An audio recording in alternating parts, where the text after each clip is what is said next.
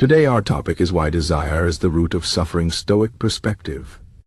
Life is full of ups and downs, and sometimes it feels like we are constantly chasing something. We want more money, more success, more love, more happiness.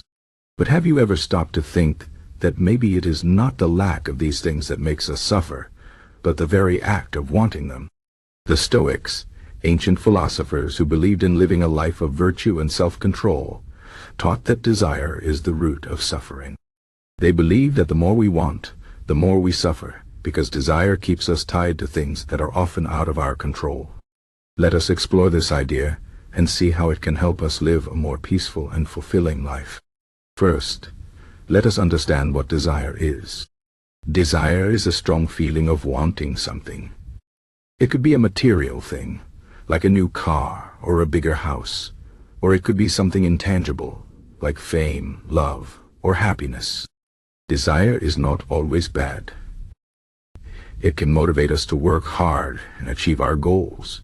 But the problem starts when desire becomes too strong, when it starts to control us instead of us controlling it. The Stoics believe that when we let our desires take over, we become slaves to them. We start to think that we cannot be happy unless we get what we want. This is where suffering begins. The Stoics taught that the key to a happy life is to focus on what is within our control and to let go of what is not. They divided the world into two categories: things we can control and things we cannot. We can control our thoughts, our actions, and our reactions. But we cannot control external events, other people's opinions, or the outcome of our efforts. When we desire something that is outside of our control, we set ourselves up for disappointment. For example, if you desire to be loved by someone, you cannot control whether they will love you back. If they do not, you will feel hurt and sad. But if you focus on being a kind and loving person, which is within your control, you will feel content regardless of the outcome. Desire also creates attachment. When we desire something, we become attached to it. We start to think that we need it to be happy. This attachment can lead to fear and anxiety. We fear losing what we have, and we feel anxious about not getting what we want. The Stoics believe that attachment is the source of much of our suffering. They taught that we should practice detachment, which means not being too attached to things or outcomes. This does not mean that we should not care about anything. It means that we should care, but not to the point where our happiness depends on it. For example, you can love your family and friends, but if you are too attached to them, you will suffer greatly if something happens to them. The Stoics believe that we should appreciate what we have, but also be prepared to let it go if necessary. Another reason why desire leads to suffering is that it creates a cycle of never-ending wants. When we get what we desire, we often find that it does not bring us the happiness we expected. So we start desiring something else. This cycle continues, and we are never truly satisfied. The Stoics called this the hedonic treadmill, where we keep running after happiness but never actually reach it. For example, you might desire a new phone. You think that having this phone will make you happy. But once you get it, you soon start desiring an even better phone. The happiness you feel is temporary, and soon you are back to wanting more. The Stoics believe that true happiness comes from within, not from external things. They taught that we should find contentment in what we already have, rather than constantly chasing after more. The Stoics also believed that desire often leads to irrational thinking. When we want something badly, we tend to exaggerate its importance. We start to believe that we cannot live without it. This kind of thinking can lead to poor decisions and unnecessary suffering.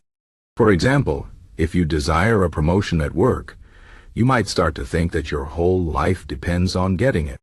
You might work too hard, neglect your health, or sacrifice your relationships. But in reality, your life will go on even if you do not get the promotion. The Stoics taught that we should examine our desires and ask ourselves whether they are rational. Are we overestimating the importance of what we want? Are we sacrificing too much for something that might not bring us lasting happiness? So, how can we apply these Stoic teachings to our own lives? The first step is to become aware of our desires. Pay attention to what you want and why you want it. Ask yourself whether it is something within your control. If it is not, try to let go of the desire. Focus instead on what you can control, such as your thoughts, actions, and reactions. The second step is to practice gratitude. Instead of always wanting more, take time to appreciate what you already have. The Stoics believed that gratitude is a powerful antidote to desire. When we are grateful for what we have, we are less likely to feel the need for more. The third step is to practice detachment. This does not mean that you should stop caring about things, but rather that you should not let your happiness depend on them. Enjoy the good things in life, but be prepared to lose them without suffering. The Stoics also taught that we should focus on living a virtuous life. Virtue, according to the Stoics, is the highest good. It includes qualities like wisdom, courage, justice, and self-control. When we focus on being virtuous, we find a deeper sense of fulfillment that is not dependent on external things.